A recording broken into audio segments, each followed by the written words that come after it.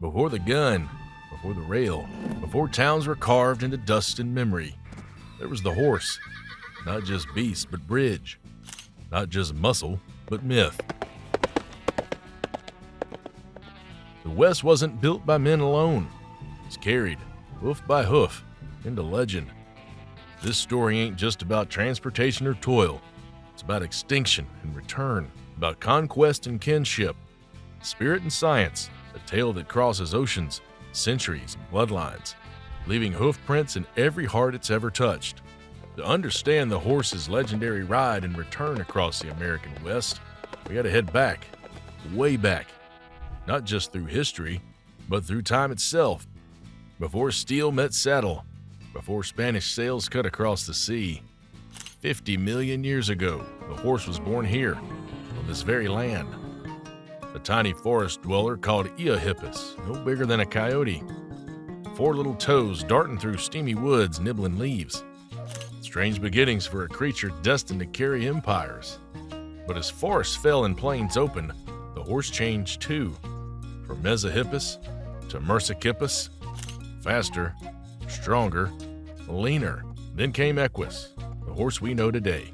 But just as it hit its stride, it vanished. 10,000 years ago, gone.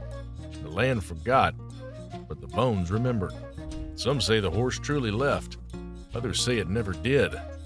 To many natives, oral traditions speak of continuity. The horse never became a stranger, always relative, a spirit that had always walked beside them. Now science is starting to listen. Bones speak, DNA whispers. Maybe this isn't a story of return, but of reunion. Where science measures, spirit remembers, and sometimes they agree. Still, most of what the world knows rides on Spanish saddles. From ships, swords, and saddles came the horse that reshaped the New World. But that's the next chapter. Because while the hoofbeats faded from this land, they thundered louder elsewhere. Across an ocean, across an age, the horse's story galloped on. When the dust settled over empty American plains, far to the east, on the open steeps of Eurasia, a new chapter began to stir. Add the Bering Bridge. At first, man and horse met as hunter and hunted. The bond was written in hunger, not in harness. Wild herds ran free across the plains, and early humans carved their shapes into cave walls, not in worship, but in pursuit. Yet even then, they felt something.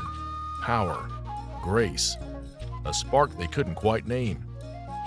Then, somewhere in the windswept grasslands of what we now call Kazakhstan and Ukraine, people stopped chasing and started keeping. 6,000 years ago, they fenced the wild. They milked mares. They learned to ride. The first reins of destiny were pulled tight. It wasn't clean or quick. The Batai tried it first, but their horses weren't the ones that carried empires. That would come later, around 2,200 years before Christ, on the broad plains near the Volga-Don River. There, a new kind of horse emerged, strong of back, calm of mind, born for the saddle, built for the yoke. This was the Equus that would bear kings and killers alike. The scholars call it the Dom II revolution, but for the rest of us, it was the moment when the world began to move on 4 legs instead of 2. With chariots come conquest, with stirrups come cavalry. The horse reshaped everything: war, work, trade, and myth itself. It carried silken swords and gods in gold. It made borders meaningless and kings unstoppable. Across Europe, Asia, and North Africa, it had been bred not just for speed or strength, but for courage, for obedience in the chaos of battle. From Alexander's chargers to Rome's legions, from the Mongol horde to the Crusaders' ranks, horses carried the weight of empire and ambition. So by the time Spanish sails cut across the Atlantic, the horse was no stranger to war. It was war. Carrying across the decks of creeping ships came more than faith and fire. They brought the distilled legacy of millennia: Andalusian grace, barb endurance, genet agility. The first hoofbeats to touch American soil in ages, a homecoming that was written in thunder. It was 1493, on Columbus's second voyage, that the horse set hoof once more upon the lands of his ancient birth. Aboard those ships were the Andalusian, the Lusitano, and the African barb breeds, forged in the hard hills of Extremadura and the dry winds of North Africa. They were built for endurance, agile, sure-footed, broad of chest and bold of heart. Bred not only to demonstrate muscle, it was mastery, balance honed by generations, bones bred to bear weight, minds trained to obey in battle in the quiet of long marches. The Andalusian and Lusitano brought fire and finesse, collected, courageous, and proud. The barb brought grit, lungs for the desert, spirit for the distance. Together, they formed the perfect stock for conquest and for survival. At first contact, the indigenous peoples of these lands, the horse was a living myth, fast as wind, towering over the earth, fused with the armored figure of man. It wasn't beast or rider, but something divine, seen as a psychological weapon just as much as a physical one. As they swam ashore when ships ran aground, the Spanish started to set up outposts in the New World, and hoofbeats soon began to echo through jungles and mainland, set with their beasts to conquer both land and man. Bernal Diaz, chronicler of Cortez, said it plain, "For after God, we owed the victory to the horses. Cavalry struck like thunder, turning battlefields into storms of dust and fear. Yet empires never last forever, and the very tools of conquest often sow the seeds of resistance." As the Spanish pressed deeper into the continent, their trails became rivers of the empire's shadow, carrying missions, haciendas, outposts, bases, ranches, and estates, forging the bloodlines that would one day shape a new generation of breeds across the Americas. These grounds were the crucible of new breeds born from Spanish fire and tempering of American earth, carving out what would one day be the frame of the ranch and rodeo horse, the painting of wild herd silhouettes. Many of the first breeding grounds took root in the Caribbean, where the humid air and rugged hills demanded a different kind of endurance. There, among the volcanic ridges of Puerto Rico and Hispaniola, Paso Fino was born, a horse of grace, stamina, and precision. From the barb it drew its grit, from the lost Spanish jennet its smooth, natural gait, and from the Andalusian its noble calm. Its four-beat rhythm was so steady it felt like floating. In lands where comfort was rare, that gait was survival, a glide through hardship, as effortless as it was enduring. But the islands were only the beginning. In those first Caribbean camps, the horse's blood spread outward into the heart of Mexico, where rugged sierras and endless trails shaped another breed entirely, the Galiciño. Small, hardy, and fearless, it carried the legacy of its Spanish ancestors, molded by Mexican soil. Descended from the hardy Galician of northern Spain and the Guarano of Portugal, the Galiciño was small but mighty, the perfect fit for Mexico's rugged terrain. Bright, alert, quick to learn, the Galiciño adapted to every challenge with quiet brilliance. With compact strength and beauty that set it apart from mere ponies, it embodied what the New World demanded, resilience wrapped in refinement. Quick-footed and tireless, it became the horse of the indigenous ranchers of the missions and haciendas, couriers and vaqueros, Mexico's cowboys, the quiet worker behind the making of a nation. Further south, the wide-open pampas of South America told a different story. Here, a small band of Spanish-blooded horses, many Andalusians, escaped captivity and vanished into the wild. Over the next 400 years, under a sky that burned in summer and froze in winter, these horses adapted or died. Those that survived became the criollo, name meaning native or of the region, a horse honed by nature's land. Nature forging a thick-set, sturdy, muscular build with a deep chest and broad loins, marked by nature with a stamp of approval with its unique, iconic dorsal stripe. Famous for its low metabolism to survive lean grazing, strong hooves for endless plains, and a body built for battle with both predator and environment. The criollo was as tough as rawhide, became the soul of the gaucho, South America's cowboy, and one of the most dependable horses in the world. To prove it, Dr. Emilio Solanet launched a journey from Buenos Aires to New York with two criollos, Mancha and Gato, thousands of miles unshod, across mountains and deserts. And they never faltered. As the centuries turned and Spanish influence swept northward again, one of the iconic final descendants of the empire's bloodline took its own path. Wild, free, and feral, the Mustang. Forged not by fence or field, but by freedom. Born not in stables but in open country. Its name comes from the Spanish Mustaño, wild or stray, yet there was nothing lost about it. Descended from the purebred horses of Spain, the Mustang's bloodline was scattered by time and expansion. As settlers pushed westward, more breeds, quarter horses, Morgans, thoroughbreds, escaped or abandoned, folding their traits into the Mustang's wild tapestry. What emerged was a compact, sturdy horse built for survival in the rugged terrain of the American West.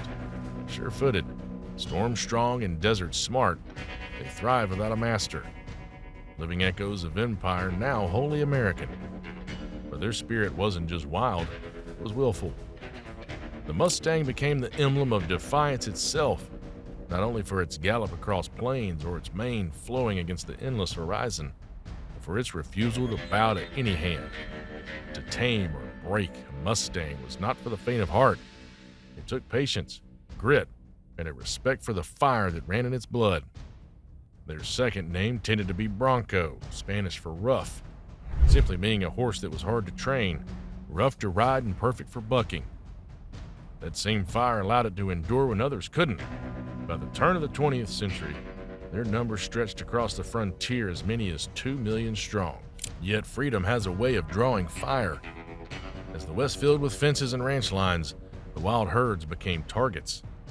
By 1926, their numbers had been cut in half, victims of policy, bullets, and the march of settlement. Still, the Mustang endured. Through conservation acts, adoption programs, and sheer will to live, they continue to roam. Ghosts of the open range made flesh. Today, the heart of these wild horses runs strongest in Nevada's Virginia Range and in the isolated regions of the Steens Mountains of Oregon, where the Kiger Mustangs still carry the closest blood to their Spanish ancestors. But freedom has a way of slipping the reins. And much like the Mustang's story, many other horses' stories began, one not written by empires, but by the people who had lived with the land far longer, the indigenous nations of North America. When the horse met them, whether for the first time or as a long-awaited reunion, something remarkable happened. Some escaped, others were taken. Some were simply left behind as conquest pushed too fast, too far. In the chaos, the horse fell into new hands, and in those hands it found a different kind of life. Instances like that of the Pueblo Revolt of 1680 was the turning point. Native tribes rose, driving the Spanish from Santa Fe, and in their retreat, hundreds of horses were taken. What began as rebellion became rebirth. From that moment forward, the story of the horse in the Americas was no longer only about conquest, but also a story of reclamation, of kinship, of resistance. Across canyon and prairie, desert and alpine pass, the horse became more than a tool. It became companion, teacher, and spirit. Woven into ceremony, story, and identity, it carried not only riders but tradition itself. For some, it was a gift from the Creator. For others, a returning spirit, a memory reborn. While European breeders prize symmetry and bloodlines, indigenous peoples bred for endurance, bravery, and heart. Horses were selected not just for strength or speed, but for spirit. Willing, sharp-eyed, and sure-footed across rocky trails and endless plains, these were horses made for the road, companions in a world without fences. Oral tradition and archaeological record both show how swiftly the horse spread, from the Navajo and Ute in the southwest to the Comanche and Lakota further north. By 1700, it reached the Nez Perce in the northwest, the Cheyenne in the northern plains. Travel trade routes lit up like lightning on each hoofbeat. A new relationship was being forged. Long before the open plains thundered with hooves, the story of the horse in North America began far to the south, beneath the Spanish sun. In 1525, Hernán Cortés established the first troop breeding nucleus in Mexico, a seat of empire that would change the continent forever. By 1598, Juan de Onate carried the legacy north into what is now New Mexico. There, in the dry heart of the Rio Grande Valley, he founded a herd at Santa Fe, Nuevo Mexico that grew from 75 horses to more than 800. first self-sustaining horse population on the mainland. The eastern Southwest treated the horse as adobe clay, molding a new kind of creature, born of Spanish blood but tempered by the wild. Here the land, not the breeder, decided what would endure. Horses like the Mustang, whether reunited or not, became part of the land, and the people mounted them as though born to it. None rode them with more power than the Comanche. Once footbound hunters from the northern Rockies, they became, within a generation, the most feared horsemen of the southern plains, giving wild horses that slipped the reins of empire and purpose of resistance and restitution. Whether by capture, trade, or sheer magnetism between kindred spirits, the horse and the Comanche found each other. Together, they reshaped the West. They learned to tame the bronco without breaking its soul, channeling its wild fire into grace and motion. No other tribe came to embody the horse so completely. They lived from the saddle, hunted, fought, traded, and traveled upon it. A Comanche child could ride before he could walk. A warrior could lean from his horse's side and loose an arrow at full gallop, vanishing behind the animal's neck like a ghost in the grass. An Englishman named William Blakemore, who lived among them for 8 years, once wrote, "On foot, slow and awkward, but on horseback, graceful. They're the most expert and daring riders in the world. In battle, they sweep down upon their enemies with terrific yells, and concealing the whole body with the exception of 1 foot behind their horses, discharge bullets or arrows over and under the animal's neck accurately. Each has his favorite warhorse, which he regards with great affection, and only mounts when he goes into battle. Even the women are daring riders and hunters, lassoing antelope and shooting buffalo. That warhorse, the painted steed that thundered beside them, became known as the Comanche Pinto. The Comanche, as much of the native spirit, had an eye for horses marked by the earth and sky, great swaths of white and color, as if brushed by the Creator's own hand. These painted horses were more than decoration. They were power made visible. Each marking was a spirit sign, protection in battle, camouflage in motion. The Comanche revered the war bonnet marking, a horse with a dark mane or forehead cap atop a light-colored coat. To them, it mirrored the feathered headdresses worn into war, a symbol of protection, power, and prestige. A warrior's steed in every sense. Tribes chose their horses not just by build, but by spirit and by color. Warriors rode out on spotted and speckled steeds, coats painted like the sky before a storm. To native eyes, these bold patterns were more than decoration. They were expressions of soul. Just as the native warrior stood defiant against the uniform march of expansion, his horse too bore the wild mark of freedom. From the Barb and Arabian bloodlines of Spain came the first flashes of color, but under native hands and Mustang blood, a new kind of horse took shape. Strong, swift, and stunning. In this union was born the Pinto, from the Spanish word for painted. At first, Pinto simply described a coat, bold patches of white splashed against another color, living patterns of earth and cloud. But in the West, it came to mean something more. A type of horse, symbol of freedom and spirit. These horses were later refined through the crossing of eastern breeds like the quarter horse, Morgan, and thoroughbred with wild Mustang stock, giving them greater size, frame, and endurance for the grueling work of the frontier. Today, the Pinto Horse Association recognizes pintos across many bloodlines, but in the American West, they will always belong to the people who first saw their magic. The painted horse of the plains, fast as lightning, loyal as blood, and touched, some say, by spirit. In the shimmer of a painted coat beneath a burning sunset, the story of the Comanche lives on. Wild, proud, and untamed, the Great Plains became a living highway of hoof and heart. Buffalo hunts turned swift and strategic. Warfare became a fluid dance of mounted precision. Tribes like the Lakota, Crow, and Blackfeet amassed herds in the hundreds. The Nez Perce held herds numbering over 1,000. Living rivers of horsepower. Each mount a partner, each herd a family. Lewis and Clark even recorded on their journey that a Nez Perce man with a herd 1,500 strong and searched for the beasts that will allow them to complete their journey into the western frontier. From the plains to the plateaus, the horse carried not just riders, but legacy. And in the Northwest, that legacy took on new color. From Spanish foundations, herds spread through trade and travel, climbing the rugged country that would one day be called Washington, Oregon, and Idaho.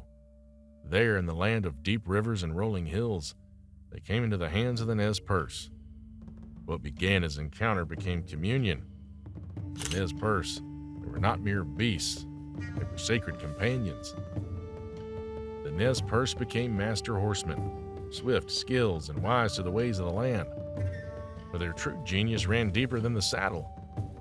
Historians believe they were among the first in this hemisphere to breed with intention, to shape bloodlines not by chance but by choice.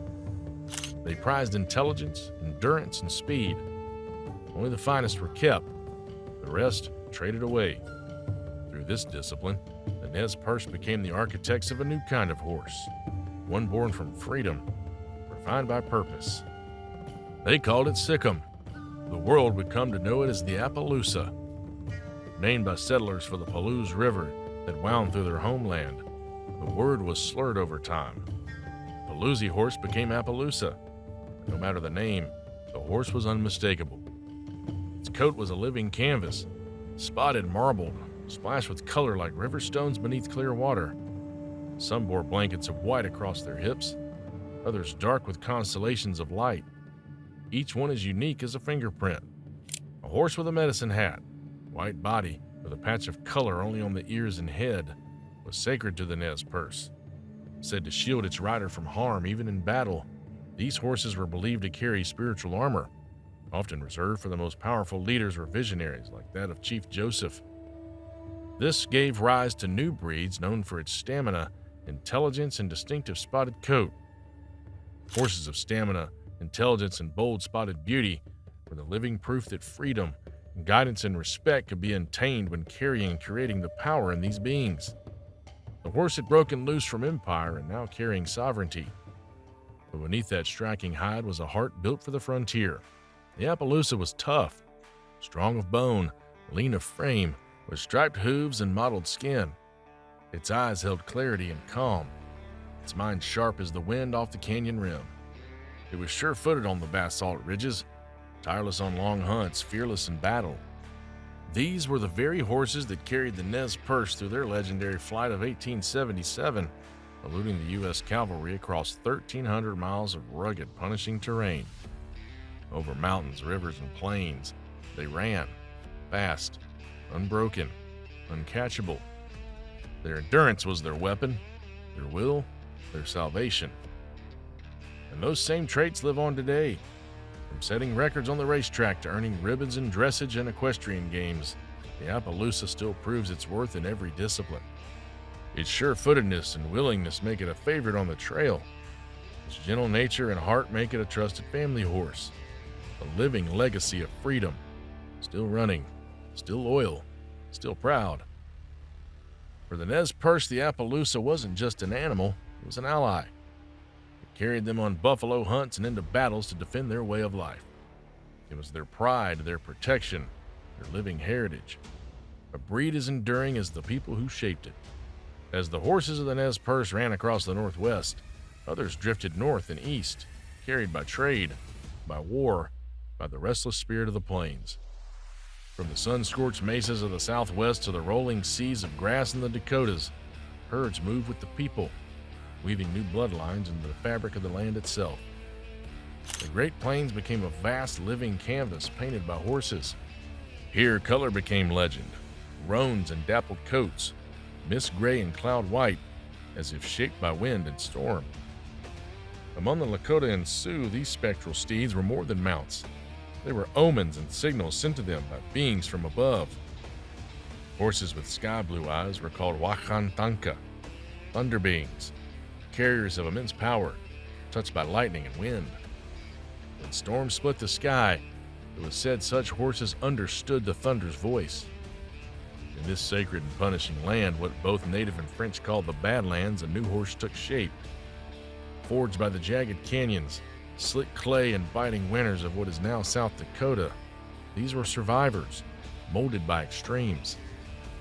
They adapted swiftly under native care, the mounts of warriors and chiefs, including the great Sitting Bull himself. They were compact, muscled, and sure-stepped. built to move across broken ground where even cattle feared to tread. When open range ranching came, some were captured, others released, and in the chaos, a wild breed endured.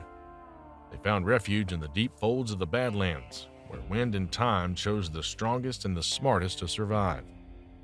From this womb of the earth emerged the Choctaw Horse, spirit tough, intelligent, and beautifully marked. Their coats often shimmered in shades of roan and blue-gray, as if dusted by the fog and sky they seemed born from. Their temperament was described as wild but mild, keenly observant, deeply bonded, and guided by a quiet wisdom that spoke of both wildness and trust. President Theodore Roosevelt, who ranched these same lands, once wrote of the native horses of the land, saying in his writing, Ranch Life and the Hunting Trail, that the cow pony's small, wiry, and full of endurance. His intelligence and quickness make him almost as much a partner as a tool. There's no better horse in the world for rough country work. Ironically, it was within his namesake park that the last of these wild herds were accidentally preserved, a living relic fenced in by chance and time. From near extinction, the Nakota endured as the land's memory on four hooves. The Nakota stands apart for its resilience, a horse of wind and stone, shaped by struggle, yet calm enough to stand beside man once more. Like the Lakota and Sioux who rode them, their spirit is survival itself, proud, enduring, and unbroken. Long before the Wild West thundered to life, the horse that would come to define it was being shaped far from the open range, further east where rivers braided through the red clay and pine hills of where European colonies were being settled. When the Europeans crossed the Atlantic, they brought with them the finest of their stables, the thoroughbred, a creature of speed and fire, forged into English and Middle Eastern blood, bred for the track, carried stamina, grace, and the restless drive to run, a trait that would ripple through the bloodlines of every great American horse to come. But on colonial soil, racing took a different form. Town tracks were short, dusty straights no longer than a quarter mile, and colonial townsmen needed horses that could explode from the line, not just endure the stretch. From this demand was born a new kind of racer, compact, muscled, and quick as a spark. In the Carolinas and Virginia, colonial thoroughbreds met the Spanish barbs carried north through Florida and traded by the Chickasaw people. The result was the first truly American horse, smaller, blockier, and built for power, a creature bred to dash a quarter mile faster than any horse alive. They called them short horses then, though history would name them something greater, the quarter horse. As settlers pushed west, so did their horses. Across the Mississippi, those colonial racers met the rugged blood of the frontier, Mustangs, Indian horses, and the wild strains of the plains.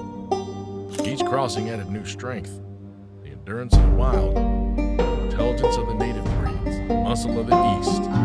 And with every hoof beat westward, the quarter horse became something more, less racer, more worker, molded by distance, dust, and need. By the time it reached the wide ranges of Texas and the Great Plains, the quarter horse had found its true calling.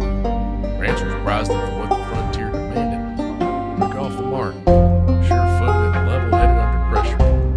They could sprint after a stray steer, wheel on a dime, or carry a cowboy all week and still be ready to race come Sunday. Branding pen or on the chisel trail, this was the horse that bred cattle like a book. A horse with cow sense, steady, fiercely loyal, became the beating heart of the American West. Thoroughbred's fire, the Spanish barb's endurance, Mustang's wild soul, the quarter horse was born, the living son of the continent's converging bloodlines. No longer just a racer of eastern fields, it was the workhorse of Empire's edge, the mount that carried the cowboy, the pioneer, the frontier itself. If the East forged its speed, the West gave it its soul. From the Spanish corrals to the native plains, from eastern tracks to western trails, every hand, left its mark. The Wild West wasn't built by men alone. It was built by partnership between spirit and sinew, rider and horse. Each breed tells a story of adaptation, freedom and claim, of survival and motion. If you'd like to hear more about the horses that built our world, Mighty Morgan and the Elegant Thoroughbred, to Paints, American Indian horses, and the draft giants that hauled the West into industry, us know in the comments below. Every hoofprint tells a story. We've just begun. If you enjoyed this video, give it a like and hit subscribe so you don't miss what's coming next.